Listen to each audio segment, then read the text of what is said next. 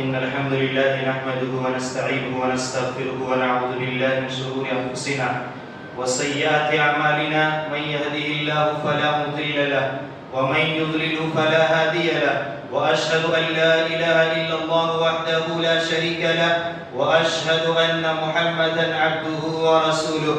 يا أيها الذين آمنوا اتقوا الله حق تقاته ولا تموتن إلا وأنتم مسلمون.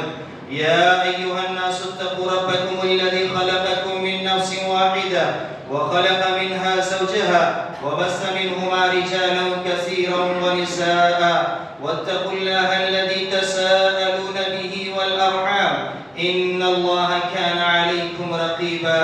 يا أيها الذين آمنوا اتقوا الله وقولوا قولا سديدا يصلح لكم أعمالكم ويغفر لكم ذنوبكم، ومن يطع الله ورسوله فقد فاز فوزا عظيما.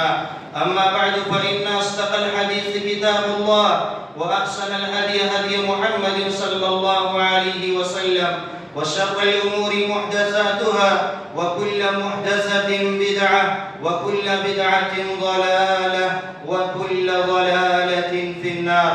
أعوذ بالله السميع العليم من الشيطان الرجيم.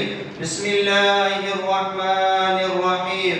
قاف والقرآن المجيد بل عجبوا أن جاءهم منذر منهم فقال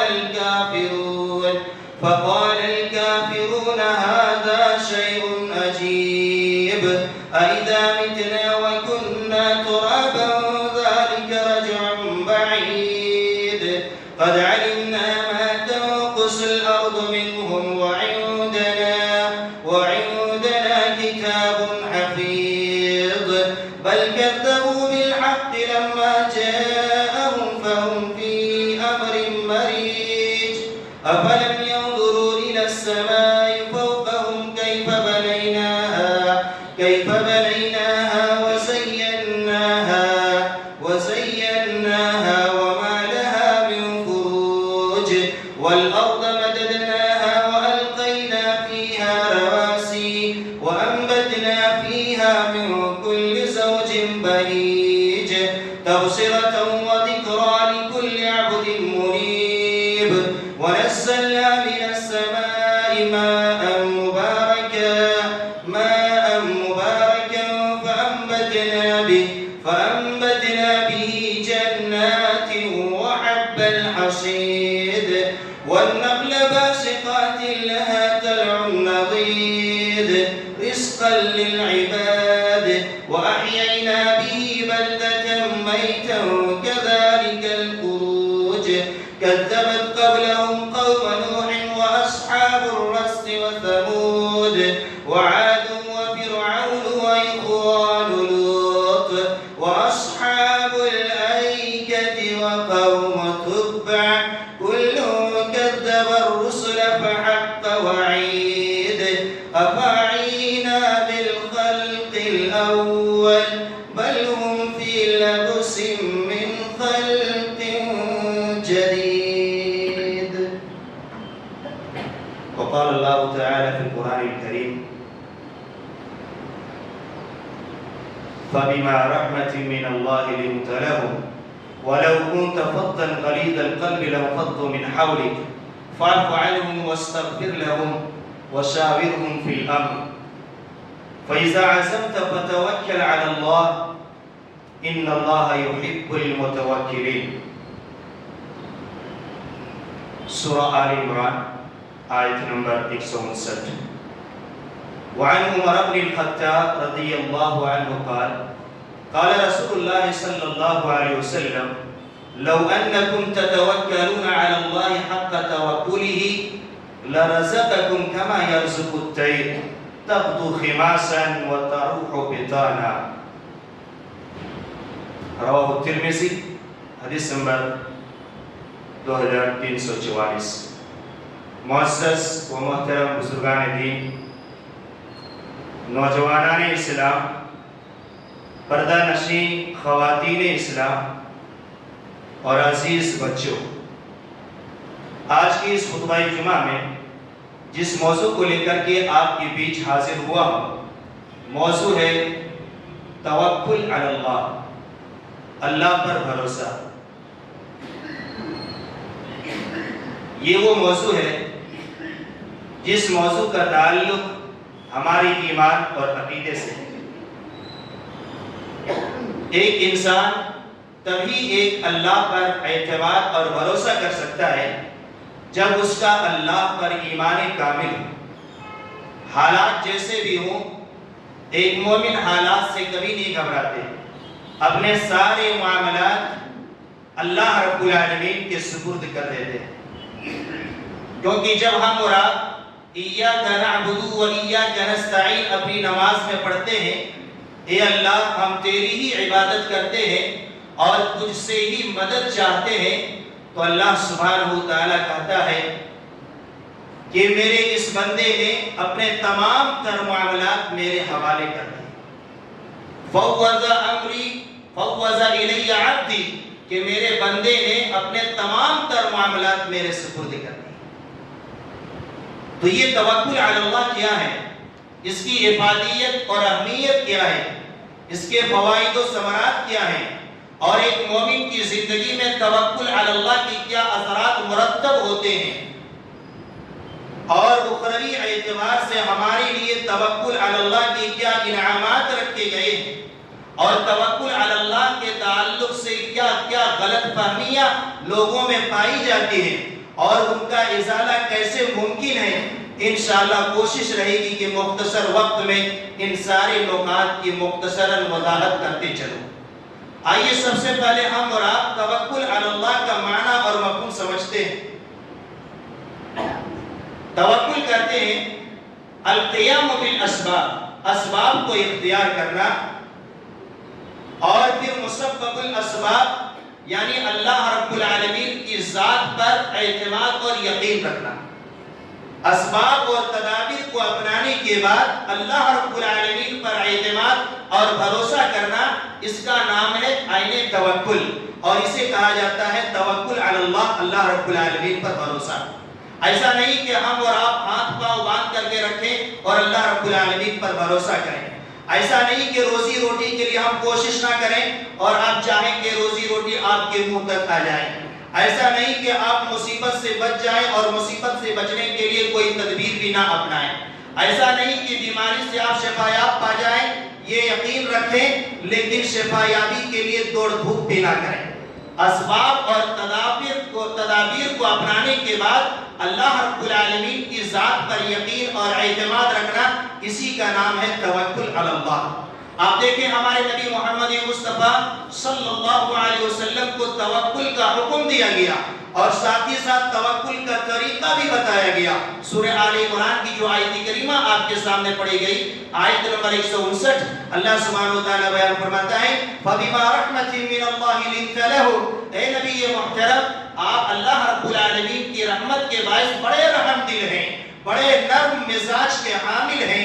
اگر آپ نرم دل نہ ہوتے، آپ بد زبان ہوتے، آپ بدخلق ہوتے، نعوذ باللہ آپ سخت روح ہوتے، تو لوگ آپ سے قریب ہونے کے بجائے لوگ آپ سے دور ہو جاتے۔ پھر آپ صلی اللہ علیہ وسلم سے کہا گیا فاعف عنہم، آپ اپنے احباب کو معاف کرنا سیکھیں، ان کے لیے استغفار کریں، وشاورہم فی الامر، اور صحابہ کرام کی دلی خوشی کے لیے، ان کی طیب خاطر کے لیے آپ ان سے مشورہ کر لیا کریں۔ فَإِذَا عَزَمْتَ، مشورے کے بعد جو بات طے ہو جائے، جس پر آپ پختہ یقین کر لیں، جس پر آپ آگے بڑھنے کے لیے کوشش کریں اور تیار ہو جائیں، فَتَوَكَّلْ عَلَى اللَّهِ، پختہ ارادے کے بعد اللہ رب العالمین پر بھروسہ کریں۔ ان اللہ یحب المتوکلین، اللہ سبحانہ وتعالی اللہ پر بھروسہ کرنے والوں سے کو پسند فرماتا ہے، اس سے محبت کرتا ہے۔ تو اس آیت کریمہ میں آپ غور کریں، آپ صلی اللہ علیہ وسلم کو مشورہ کرنے کا حکم دیا گیا، اور کہا جس چیز پر آپ لوگ طے کر لیں اس چیز کو کرنے کے لیے آگے بڑھیں اور معاملہ سارا اللہ رب العالمین کے حوالے کر دیں۔ یہ ہے توکل۔ آپ کو اسباب اور تدابیر کے بغیر توکل کا حکم نہیں دیا گیا۔ ہمارے نبی کو پہلے اسباب اختیار کرنے کا حکم دیا، تدابیر اپنانے کا حکم دیا، اس کے بعد کہا کہ میرے اوپر تم بھروسہ کرو۔ اسی طرح سے آپ صلی اللہ علیہ وسلم کے اوپر جب بھی توکل کے متعلق سوال کیا گیا تو آپ صلی اللہ علیہ وسلم نے بھی ایسے سائلین کو پہلے تدابیر اپنانے کا حکم دیا، اسباب اختیار کرنے کا حکم دیا، پھر کہا کہ تم اللہ رب العالمین کی ذات پر اعتماد اور بھروسہ کرو۔ جیسا کہ سنن ترمذی کی حدیث کے الفاظ ہیں، حدیث نمبر 2517، راوی حدیث حضرت انس بن مالک رضی اللہ تعالی عنہ وہ بیان کرتے ہیں کہ نبی اکرم صلی اللہ علیہ وسلم سے ایک شخص نے سوال کیا، کیا آقلوہا و اتوکل، وہ اپنی ایک اونٹنی لے کر کے آیا تھا، کہا اے اللہ کے رسول صلی اللہ علیہ وسلم میں اپنی اونٹنی کو پہلے باندھوں پھر اللہ رب العالمین پر بھروسہ کروں یا یوں ہی چھوڑ دوں اور اللہ رب العالمین پر بھروسہ کروں؟ تو آپ صلی اللہ علیہ وسلم نے فرمایا ایقلھا فتوکل، پہلے رسی سے باندھو، پہلے کھوٹی میں باندھو، پھر اللہ رب العالمین کی ذات پر اعتماد اور بھروسہ کرو۔ اسی طرح سے ہم اور آپ اس بات پر یقین اور ایمان رکھتے ہیں کہ بیماری یہ من جانب اللہ ہوا کرتی ہے اور شفا یابی بھی اللہ رب العالمین ہی کی طرف سے ملنے والی ہے، مگر اس کے باوجود بھی اللہ کے رسول صلی اللہ علیہ وسلم نے ہمیں اور آپ کو بیماری سے بچنے کے تدابیر اپنانے کا حکم دیا، بیماری سے بچنے کی تدابیر اپنانے کا حکم دیا، اور اگر کوئی بیمار ہو جائے تو شریعت مطہرہ نے اسے علاج بھی کرانے کا حکم دیا، پھر سارے معاملات کو اللہ رب العالمین کے حوالے کرنے کا حکم دیا۔ جیسا کہ صحیح بخاری کے حدیث کے الفاظ ہیں، حدیث نمبر 5678، ما انزل اللہ داء الا انزل له الشفاء، کہ اللہ نے آسمان سے کوئی بیماری نازل نہیں فرمائی مگر ساتھ ہی اس کی دوا بھی اللہ رب العالمین نے نازل کیا، اس کا علاج بھی اللہ سبحانہ وتعالی نے نازل فرمایا۔ اسی طرح سے صحیح بخاری کی ایک دوسری حدیث ہے، حدیث نمبر 5728، راوی حدیث حضرت ابو ہریرہ رضی اللہ تعالی عنہ بیان کرتے ہیں کہ نبی اکرم صلی اللہ علیہ وسلم نے بیان فرمایا اذا سمعتم بالطاعون بارض فلا تدخلوها، جب تمہیں یہ علم ہو جائے کہ فلاں مقام پر فلاں جگہ پر طاعون کی وبا پھیلی ہوئی ہے، فلا تدخلوها، تو تم اس مقام پر نہ جایا کرو، اس جگہ پر نہ جایا کرو جہاں طاعون کی وبا پھیلی ہوئی ہے، اور جہاں تمہیں یہ معلوم ہو جائے کہ تم جس مقام پر ہو یا جس جگہ پہ ہو، جس بستی پر ہو، جس شہر پر ہو یا جس علاقے پر ہو، وہاں کوئی طاعون کی وبا پھیلی ہوئی ہے تو تم وہاں سے باہر نہ نکلو۔ فلا تخرجوا منها، تو یہاں اللہ کے رسول صلی اللہ علیہ وسلم نے طاعون جیسے مرض سے بچنے کی تدبیر اپنانے کا حکم دیا کہ ایسی جگہ کا علم ہو جائے تو وہاں جایا نہ کرو، اور اگر تم جس جگہ پہ ہو اور یہ وبا پھیل جائے تو وہاں سے باہر نکلا بھی نہ کرو۔ یہ تدابیر اپنانے کا حکم شریعت مطہرہ نے دی ہے، لیکن بھروسہ اللہ رب العالمین کی ذات پر کرنی ہے تمام تر اسباب اور تدابیر کو اپنانے کے بعد۔ یہ توکل علی اللہ انبیاء علیہ السلام کا شعار رہا، یاد رکھیے گا یہ چیز کو، یہ انبیاء علیہ السلام کا شعار رہا ہے، اور یہ مومنین کی صفات عظیمہ میں سے ایک عظیم صفت رہی ہے، اور اپنے انبیاء علیہ السلام نے اپنی قوم کو اگر کسی چیز کی تعلیم دی ہے ایمان باللہ کے بعد تو وہ ایمان باللہ میں سے ایک اہم چیز توکل علی اللہ بھی ہے، توکل علی اللہ بھی ہے۔ اپنے انبیاء علیہ السلام نے اپنی قوم کو توکل علی اللہ کا حکم دیا، ایک اللہ کی ذات پر اعتماد اور بھروسہ کا حکم دیا۔ آپ دیکھیں حضرت موسیٰ علیہ السلام نے اپنی قوم سے کہا، سورہ یونس کی آیت کریمہ آیت نمبر 84، حضرت موسیٰ علیہ السلام نے اپنی قوم سے کہا ان کنتم آمنتم باللہ فعلیہ توکلوا، اے میری قوم کے لوگوں اگر واقعیتاً تم اللہ رب العالمین کی ذات پر ایمان رکھتے ہو تو تمہارے ایمان کا حوالہ دے کر کے میں تم سے کہتا ہوں، تمہارے ایمان کا واسطہ دے کر کے میں تم سے کہتا ہوں، اور تمہارے ایمان کا یہ تقاضا بھی ہے فعلیہ توکلوا، تم اللہ رب العالمین کی ذات پر ایمان اور یقین رکھو، اس پر بھروسہ رکھو۔ ان کنتم مسلمین، اگر واقعیتاً تم مسلمان ہو، یہ آیت کریمہ بتلاتا ہے کہ ہمارا ایمان، ہمارا کلمہ یہ ہم سے تقاضا کرتا ہے کہ حالات جیسے بھی ہوں ہمیں اللہ رب العالمین سے پسند نہیں ہونا چاہیے اور اللہ رب العالمین کی ذات پر یقین اور اعتماد رکھنا چاہیے۔ حضرت موسیٰ علیہ السلام سے اس کی قوم نے یہ بات کیوں کہی تھی اور کس موقع سے کہی تھی؟ اس کا پس منظر کیا ہے؟ اس کا پس منظر یہ ہے چونکہ بنی اسرائیل فرعون کے ظلم و ستم سے پریشان تھے، اس کی ذلت و رسوائی سے بڑے پریشان تھے، لیکن جب موسیٰ علیہ السلام اس کے بیچ آئے تب بھی پریشانی میں کوئی کمی نہ ہوئی، حتیٰ کہ اس کی قوم نے حضرت موسیٰ علیہ السلام سے یہاں تک کہا کہ آپ کے آنے کہ سے پہلے جیسا میرا حال تھا آپ کے آنے کے بعد بھی وہی حال ہے.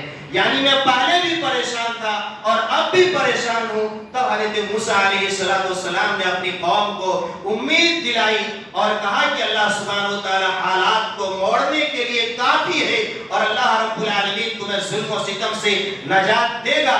شرط یہ ہے کہ تم صبر و تحمل سے کام لو. استعینوا باللہ واصبروا. تم اللہ رب العالمین سے مدد طلب کرو اور اللہ رب العالمین سے تعاون طلب کرو اور اللہ رب العالمین سے صبر کا سوال کرو, صبر کی ہمت مانگو اور صبر و تحمل سے تم کام لیا کرو. اور کہا وَإِنَّ الْأَرْضَ لِلَّهِ. یہ زمین فرعون کی نہیں ہے, فرعون جیسے ظالموں کی نہیں ہے, یہ پوری زمین اللہ رب العالمین کی ہے. وَيُورِثُهَا مَن يَشَاءُ مِنْ عِبَادِهِ. اور اللہ رب العالمین اس روئے زمین کا جسے چاہے مالک بنا دے, جسے چاہے اقتدار عطا کر دے, جسے چاہے حکومت کی کرسی میں بیٹھا دے.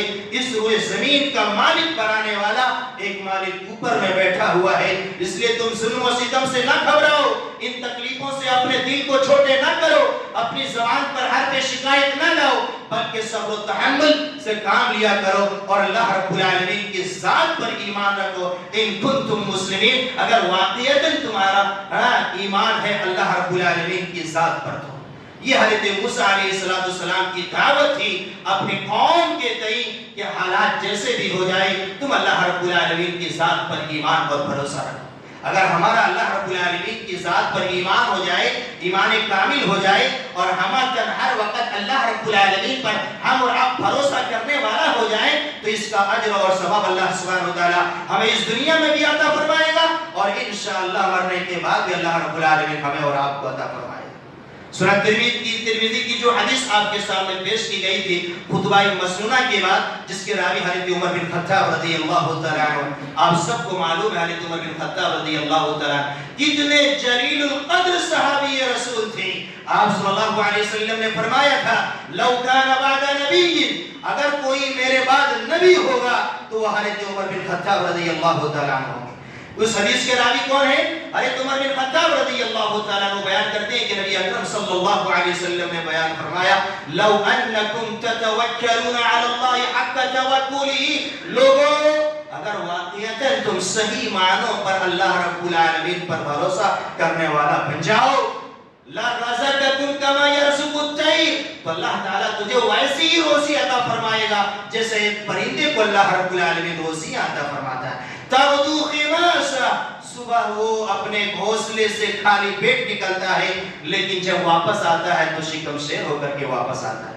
تو جب اللہ سبحانہ وتعالی ایک پرندے کو اللہ کی ذات پر توکل کی وجہ سے, ایک اللہ کی تسبیح بیان کرنے کی وجہ سے اللہ رب العالمین ایک پرندے کو روزی دے عطا فرمائے گا, تو ہم جیسے اشرف المخلوقات کو اللہ کی تسبیح اور اس کی بڑائی بیان کرنے پر کیوں نہیں عطا فرمائے گا. شرط یہ ہے کہ ہم اللہ رب العالمین کی ذات پر کامل ایمان رکھنے والا بن جائیں اور ہر حال میں اللہ رب العالمین پر بھروسہ اور توکل کرنے والا ہو جائے. صحیح بخاری کی حدیث کے الفاظ, حدیث نمبر 5752, اللہ کے رسول صلی اللہ علیہ وسلم بیان فرماتے ہیں, صحابی رسول حضرت عبداللہ بن عباس رضی اللہ تعالیٰ عنہ بیان کرتے ہیں خرج علینا النبی صلی اللہ علیہ وسلم یوما, کہ اللہ کے رسول صلی اللہ علیہ وسلم ایک دن ہمارے بیچ تشریف لائے, ایک دن ہمارے بیچ تشریف لائے اور آپ صلی اللہ علیہ وسلم نے فرمایا کہ خواب میں عرضت علی الامم, میں مجھ پر بہت ساری امتیں پیش کی گئی. آپ نے فرمایا کہ خواب میں ڈھیر ساری امتیں پیش کی گئی اور ان امتوں میں سے بعض نبی ایسے گزرے جس پر ایمان لانے والے صرف ایک فرد تھے, بعض نبی ایسے گزرے جس پر ایمان لانے والے 2 تھے, بعض نبی ایسے گزرے جس پر ایمان لانے والی ایک بڑی جماعت تھی, اور بعض نبی ایسے گزرے لیس معه احد, اس کے ساتھ کوئی ایمان لانے والا نہیں تھا. ایسے بھی نبی گزرے. اور پھر بیان کرتے ہیں آپ صلی اللہ علیہ وسلم فرعیت, میں نے ایک بڑی جماعت دیکھی, میں نے ایک بڑی جماعت دیکھی, سد الافق, جو آسمان کے کناروں کو بھر چکی تھی. میں نے گمان کیا کہ شاید یہ میری جماعت ہو, یہ میری امت ہو. پھر مجھ سے کہا گیا یہ موسیٰ اور اس کی قوم کے لوگ ہیں. پھر مجھ سے کہا انظر فرائیت، مجھے کہا دیکھو اس جانب. میں نے دیکھا تو میں نے آسمان کے کناروں کو دیکھا، وہ آسمان کے کنارے بھرے ہوئے تھے. پھر مجھ سے کہا گیا ہاکذا ہاکذا، چاروں طرف دیکھو. چاروں طرف میں نے نگاہیں دوڑائیں تو چاروں طرف آسمان کے افق بھرے پڑے تھے.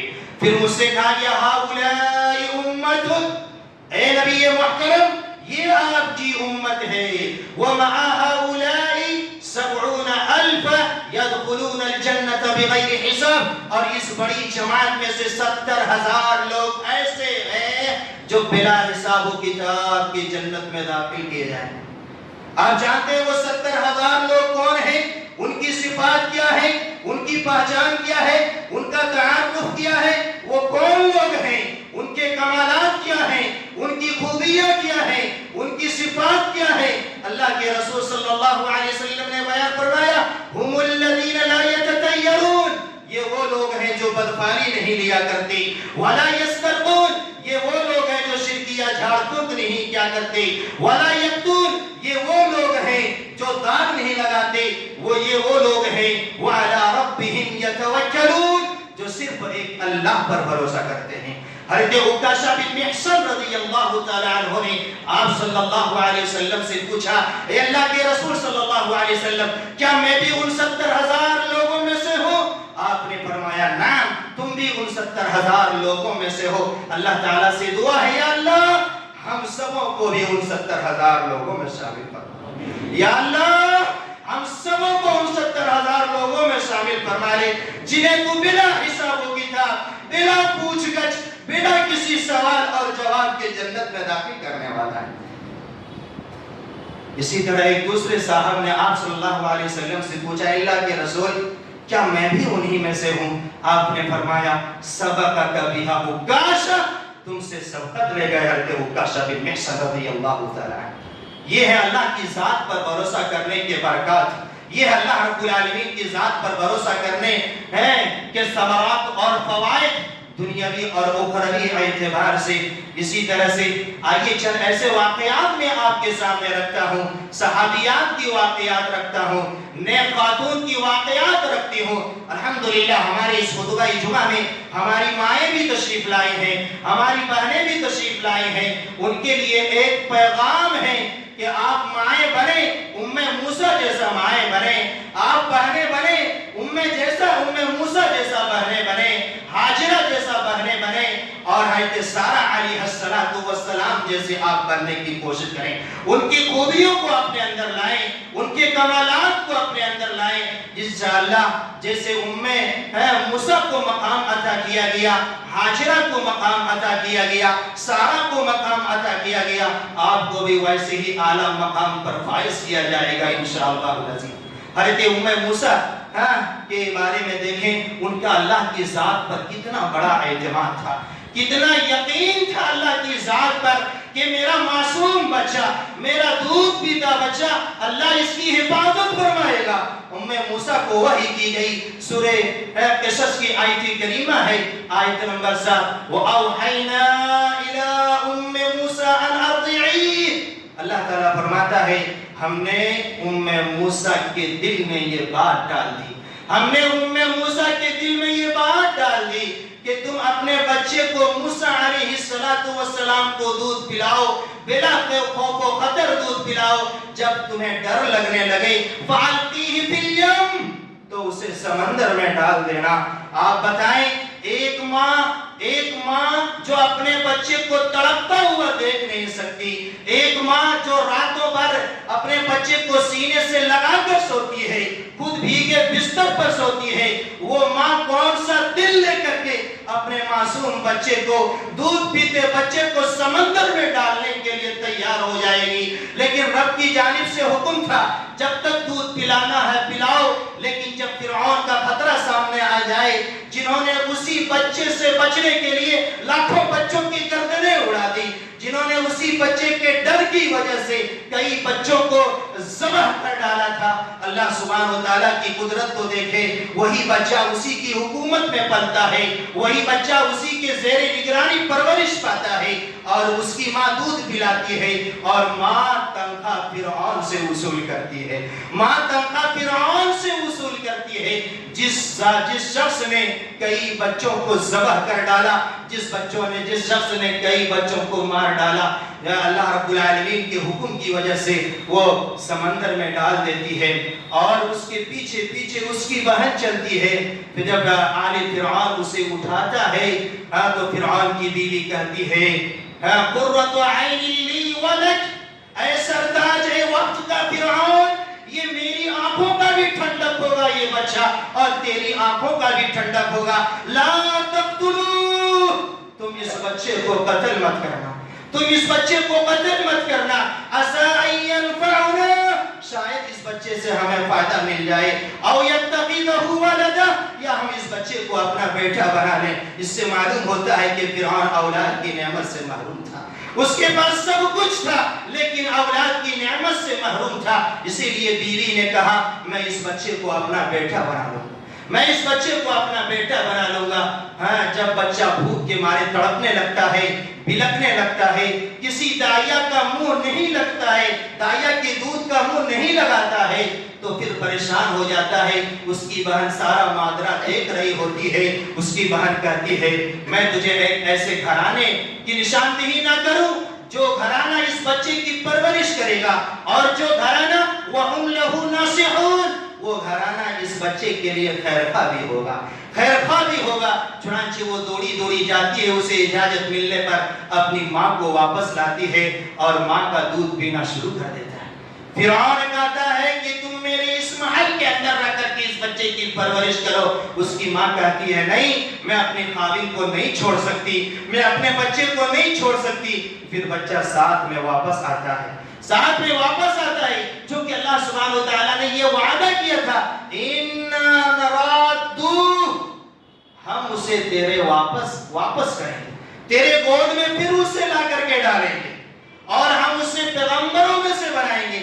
تو اس طرح سے اللہ سبحانہ و تعالیٰ نے موسیٰ کی مدد فرمائی، ان کے توکل علی اللہ کی بنیاد پر، اللہ رب العالمین پر بھروسہ کرتے ہوئے حضرت موسیٰ علیہ السلام کو سمندر میں ڈالا، تو اللہ رب العالمین نے اس کی حفاظت فرمائی۔ اسے کہتے ہیں توکل علی اللہ، اسے کہتے ہیں اللہ رب العالمین کی ذات پر اعتماد اور بھروسہ۔ اسی طرح حضرت حاجرہ علیہ السلام کے بارے میں آپ نے بہت ہی دفعہ شاید سنا ہوگا، صحیح بخاری کی حدیث کے الفاظ ہیں، تفصیل ہے، آپ دیکھ لیجئے گا، حدیث نمبر 3364۔ اللہ کے رسول صلی اللہ علیہ وسلم بیان فرماتے ہیں کہ حضرت ابراہیم علیہ السلام اسماعیل اور اسماعیل کو ایک بے ایسی جگہ پہ چھوڑ آتے ہیں، بے آب و گیا میدان میں، جہاں انسان نام کی کوئی چیز ہی نہیں، کسی چیز کا عطا پتہ نہیں۔ بیوی بار بار کہتی ہے اَيْنَ تَذْهَبْ وَتَتْرُكُنَا بِهَذَا الْوَادِ، کہ اے ابراہیم، بہت ساری خواتین یا ہم لوگوں میں سے بہت سارے لوگوں کا یہ نظریہ رہتا ہے اگر شوہر کا نام بیوی لے لے تو نکاح ٹوٹ جاتا ہے، ایسا نہیں ہے۔ حضرت حاجرہ علیہ السلام نے اپنے شوہر کا نام لے دی، یا ابراہیم اَيْنَ تَذْهَبْ وَتَتْرُكُنَا بِهَذَا الْوَادِ، اے ابراہیم تم ہمیں اس بے آب و گیا میدان میں کہاں چھوڑ کر چلے جا رہے ہو، یا کسی چیز کا عطا پتہ نہیں۔ بار بار یہ کلمات کہی جا رہی تھی، پلٹ کر جواب نہیں دے رہے تھے۔ بالآخر حضرت حاجرہ نے خود کہا اللہ الذی امرک بہذا، کیا اللہ کا یہی حکم ہے؟ کہتے نعم، اللہ کا یہی حکم ہے۔ توکل علی اللہ دیکھیں، ایک لفظ میں انہوں نے کیا بیان کیا، اذن لا یضیعنا، تب تو اللہ ہمیں ضائع نہیں کرے گا، تب تو ہمیں اللہ ضائع نہیں کرے گا۔ اور یہ حاجرہ کے توکل کا نتیجہ ہے میرے عزیزوں کہ آج ہمیں آب زمزم نصیب ہے، یہ حاجرہ کے توکل کا نتیجہ ہے میرے عزیزوں کہ صفا مروہ کی سعادت ہمیں نصیب ہے، صفا مروہ کی سعادت نصیب ہے۔ اسی طرح سے حضرت سارہ علیہ السلام کا واقعہ بھی بڑا زبردست واقعہ ہے۔ بس یہی ایک واقعہ بیان کر کے میں اپنی بات کو سمیٹنے کی کوشش کروں گا۔ صحیح بخاری کی حدیث کے الفاظ ہیں، حدیث نمبر 2217، اللہ کے رسول صلی اللہ علیہ وسلم بیان فرماتے ہیں کہ حضرت ابراہیم علیہ السلام اپنی بیوی سارہ علیہ السلام کو لے کر کے نمرود کے ملک سے نکلے، ہجرت کر گئے اور ایک ایسی بستی میں داخل ہوئے فیہا ملک من الملوک، جہاں ایک بادشاہ رہا کرتا تھا، یا آپ نے فرمایا فیہا جبار من الجبابرہ، جہاں ایک ظالم سفاک بے رحم انسان رہا کرتا تھا۔ اس تک کسی نے خبر دی کہ ابراہیم علیہ السلام آئے ہوئے ہیں اور اس کے ساتھ ایک حسین اور خوبصورت عورت بھی، ہی من احسن النساء، حدیث کے الفاظ ہیں کہ بڑا خوبصورت عورت بھی اس کے پاس ہے۔ چنانچہ ابراہیم علیہ السلام سے جب پوچھا گیا کہ یہ عورت کون ہے جو تمہارے ساتھ ہے، کہتے یہ میری بہن ہے، اختی، یہ میری بہن ہے۔ یہ ابراہیم علیہ السلام کا ایک توریہ ہے، یہ ایک توریہ بیوی تھی، لیکن اس ظالم کے ظلم سے بچنے کے لیے کہا یہ میری بہن ہے۔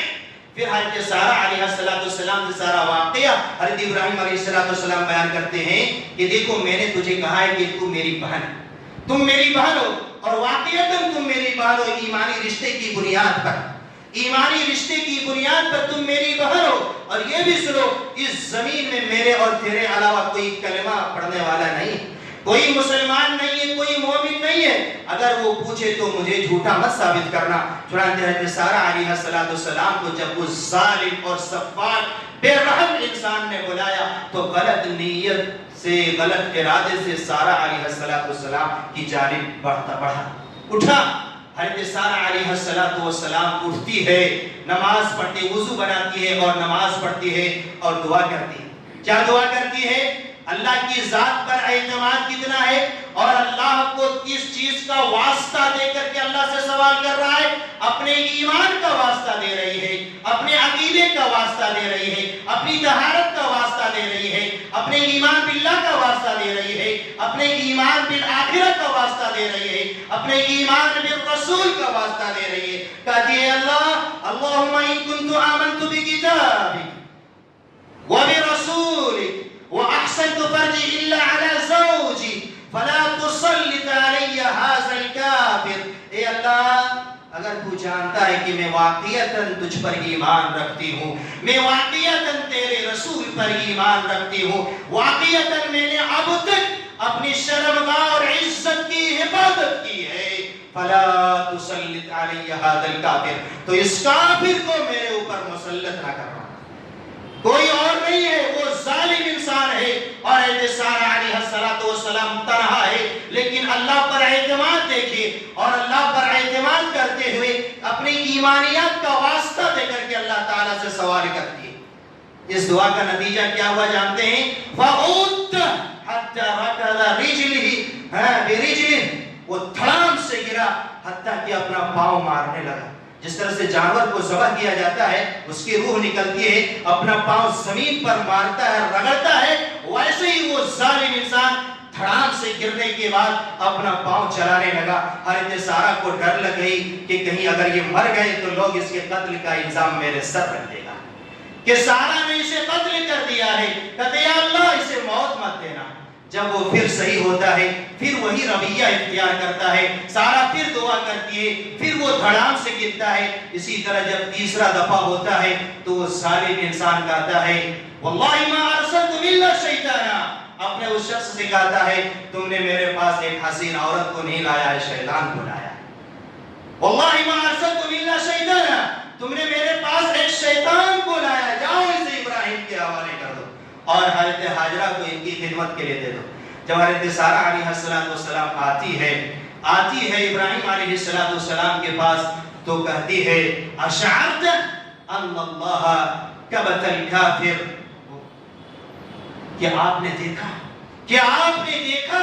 کہ ظالم کو اللہ نے کیسے رسوا کیا، اور ظالم سے اللہ سبحانہ و تعالیٰ نے ہمیں اور آپ کو ہماری خدمت کے لیے ایک لڑکی بھی دلوا دی، ایک لڑکی بھی دلوا دی حضرت حاجرہ علیہ السلام۔ تو اسی ظالم انسان کا تحفہ رہا حضرت حاجرہ علیہ السلام، جن کے توکل علی اللہ کا نتیجہ ہے کہ آج ہمیں بہت ساری نعمتیں ملی، آب زمزم اور اس طرح کی دیگر ڈھیر سارے نعمتیں اللہ رب العالمین کے فضل و کرم سے ہمیں نصیب ہوا۔ تو اللہ رب العالمین کی ذات پر توکل یہ ہمارا ایمان کا ایک حصہ ہے، اس لیے حالات سے نہ گھبرائیں میرے عزیزوں، اللہ رب العالمین کی ذات پر اعتماد رکھیں۔ ابھی کیرالہ کے واقعات آپ کے سامنے ہیں، کتنے گھر بہ گئے، کتنی مائیں بیوہ ہو گئی، کسی کا اتا پتہ نہیں۔ اللہ تعالیٰ سے دعا کریں اللہ تعالیٰ ان سب کی مغفرت فرمائے اور سب کو جنت المقام میں جگہ عطا فرمائے۔ یا اللہ ہمیں سے جو بیمار انہیں شفاء کاملہ اور شفاء عاجلہ عطا فرما۔ یا اللہ ہمیں سے جو اس دنیا سے رخصت ہو چکے ہیں یا اللہ انہیں کروٹ کروٹ جنت نصیب فرما۔ یا اللہ ہمیں سے جو بے اولاد ہے یا اللہ انہیں اولاد کی نعمت عطا فرما۔ یا اللہ ہمیں سے جو پریشان حال ہے یا اللہ ان کی پریشانی کو حل فرما۔ یا اللہ ان کے لیے ہر قسم کی مشکل کو آسان فرما۔ یا اللہ جب تک اس دنیا میں زندہ رکھ، ایمان میں زندہ رکھ، جب خاتمہ ہو خاتمہ بالخیر عطا فرما۔ آمین۔